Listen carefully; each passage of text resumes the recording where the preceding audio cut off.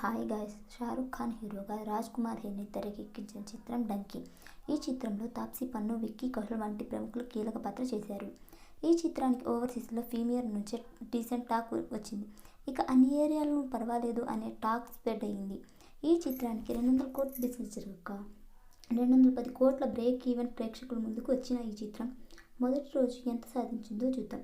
ఈ చిత్రానికి బాలీవుడ్ నుంచి 30 కోట్ల నెట్ కలెక్షన్లు మాత్రమే వచ్చాయి. షారుఖ్, పఠాన్, జవాన్ సినిమాలతో చూస్తే ఇవి తక్కువే.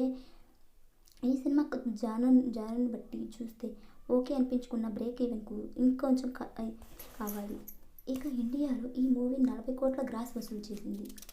ఇక షారుఖ్ అడ్డా అయిన ఓవర్సీస్లో 20 కోట్ల వసూలు చేసింది. అన్ని వసూళ్లను కలుపుకొని ఈ చిత్రం మొదటి రోజు ప్రపంచవ్యాప్తంగా 60 కోట్ల గ్రాస్ రాబట్టింది.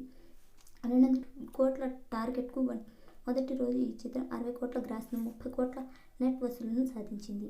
బ్రేక్ ఈవెన్ కంప్లీట్ అవ్వాలంటే ఇంకా 180 కోట్ల నెట్ కలెక్షన్లు సాధిస్తేనే హిట్ అవుతుంది.